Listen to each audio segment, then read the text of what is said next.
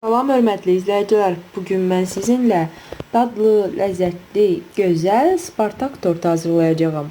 Nəzərinizə çatdırım ki, Spartak tortunun hazırlanması bal tortunun hazırlanması ilə hardasa eynidir. Ancaq təbii ki, özünə məxsus fərqləri ilə seçilir.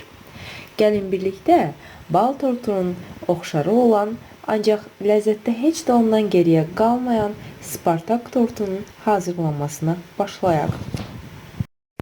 Başlayaq hazırlamağa. 350 qram, yəni təxminən 3 dolu stəkan un gördüyünüz kimi ələnir və dərin qaba əlavə edilir. İçinə 1 paket 25-30 qramlıq kakao, keyfiyyətli kakao istifadə etməlisiniz ki, tortunuzun rəngi gözəl olsun. Əlavə edilir. Daha öncə hazırlamış olduğumuz qabartma tozundan 1 çay qaşığı istifadə edəcəyim. Təbii ki, əgər marketdən alırsınızsa, o zaman 1 paket qabartma tozu istifadə edə bilərsiniz. Quru qarışım birlikdə yaxşı qarışdırılır. Ələkdən keçirilir. Ələkdən keçirilməsinə səbəbi isə kakaonun və unun tam bir hissəli olmasıdır. Bu şəkildə yoğuracağınız xəmirin həll olması prosesi daha asan olacaq. Bir qaba 100 qram yağ, 150 qram şəkər tozu. Şəkər tozunu sizin üçün stəkanda da ölçüb göstərəcəyim. Şəkər tozu bir stəkandan bir barmaq əksik oldu. Bir dolu xörək qaşığı bal əlavə edirik. Bu qarışımı buxar vannasına qoyub tamamən əridirik. Və 2 ədəd yumurta qırılır. Bu şəkildə yaxşıca çırpılıb həll olur. İndi mən çırpıb həll etmiş olduğum yumurtanı buxar vannasında əriməkdə olan qarışıma əlavə edirəm və dayanmadan qarışdırıram.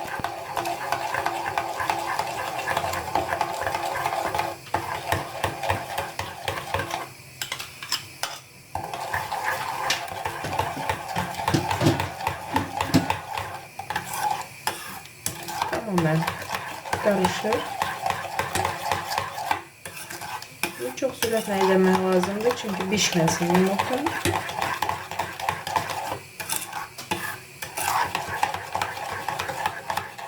Sonda bu qarışıma 4də 1 çay qaşığı soda əlavə edilir və qarışdırılır. Reaksiyanın nəticəsində qarışım bu şəkildə köpüklənir və ağarır. Artıq sıra gəlib quru və yaş hissəni birləşdirməyə. Gördüyünüz kimi artıq yaş hissəm də hazırdır. Odur ki, əgər istəsəniz məhz bu həddə quru hissəyə yarım paket və ya 1 paket vanil də əlavə edə bilərsiniz. Mən də 20 qramlıq əlimdə vanil var. Yarım paketini əlavə etdim. Və indi artıq qarışımı birləşdirmək vaxtıdır.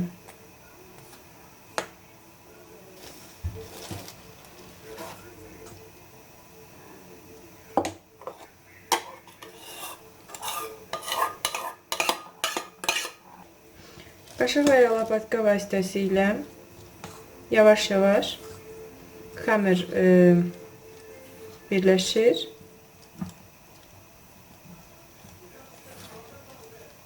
Ən sonda istəsəniz əlinizlə yoğurmağa kömək edə bilərsiniz.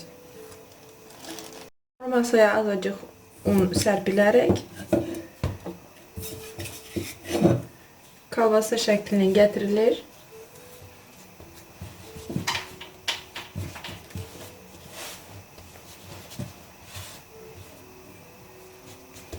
Və 8 bərabər hissəyə bölünür. 8 ədəd kəsilmiş bərabər kündələr üzəri steçlə və yaxud da plyonka ilə, paketlə örtülmüş şəkildə soyuducunun buzluğunda yox, buzluqdan bir pillə alt gözdə yarım saat, yəni təxminən 25-30 dəqiqə gözlədilir. Geldi tortumuzun kremini hazırlamağa. Tortun kreminin hazırlanmasını çekmemişim bu video çarkta. Çünkü daha önce sizinle pişmiş kremin, yumurtasız pişmiş kremin, yani zavarına kremin hazırlanmasını çekip bölüşmüşüm. Bəs hemen video çarkta izləyə bilərsiniz. Deməli, mən yarım litr süd ilə qatlaşdırılmış yarım litr daha doğrusu süd ilə un ilə və yağ ilə zavarına krem hazırlamışam. Daha sonra bir paket yağ, 250 qramlıq yağ. Əgər istəsəniz margarin də istifadə edə bilərsiniz və eyni zamanda bir bankada qatlaşdırılmış süd. Əgər evdə özünüz hazırlamışsınızsa bir dolu su stəkanı qatlaşdırılmış süd birlikdə krem çalınır. Artıq kremimiz hazırdır. Mən indi kremi də soyuducudaydı, göz çıxardım soyuducudan. İndi mən soyuducunun buzluğuna qoymuş olduğum hamuru bir çıxarıb, hissə-hissə yayıb pişirəcəyim. İndi isə kündələrin birinin üzərinə az miqdarda un sərpməklə yavaş-yavaş onu açıb.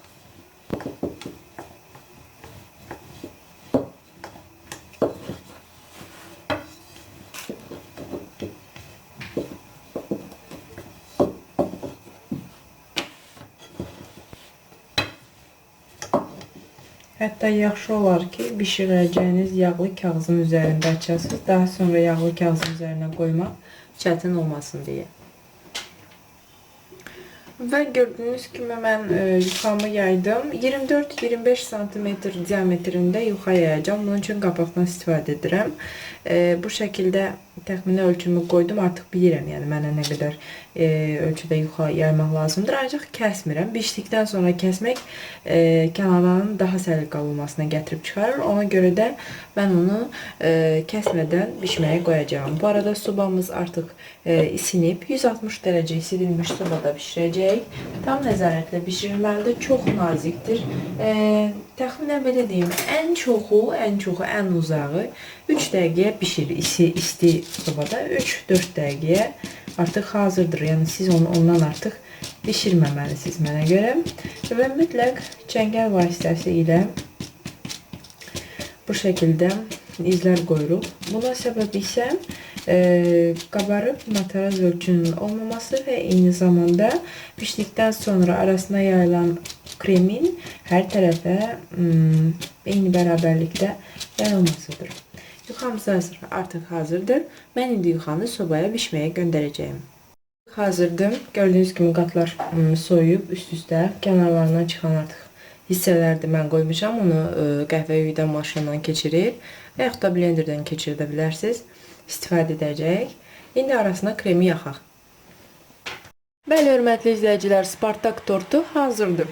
Nəticəni təbii ki 18-12 saat sonra görəcəyik. Belə ki mən bir gün sonra, yəni artıq gecədir. Mən tortu hər zaman belə tortu gecə hazırlayıram ki səhər kəsmək lazımdır. İndi mən gözləyəcəyim. İnşallah səhər kəsəcəyim və təbii ki nəticəni sizinlə bölüşəcəyim. Bəli, hörmətli izləyicilər, gördüyünüz kimi artıq mən Spartak tortumuzu hətta dilimləmişəm. Tam deməli 12 saat sonra kəsdim. Olduqca gözəl nəticədir. Mən indi onun bir qaylada kəsilimini sizə göstərəcəm. Qətiyyən möhkəm deyil. Artıq tamamen krem oturub.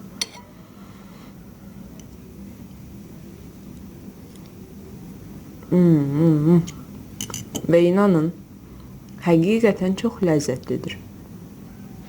Bəli, hörmətli izləyicilər, əminəm siz də bu resepti bizlərlə hazırlayıb, haqqımızda yaxınlarınızla bölüşüb, komment edib, like edərsiniz. Dəyərli zamanınızı ayırıb bizi izlədiyiniz üçün minnətdaram. Tezliklə görüşərik.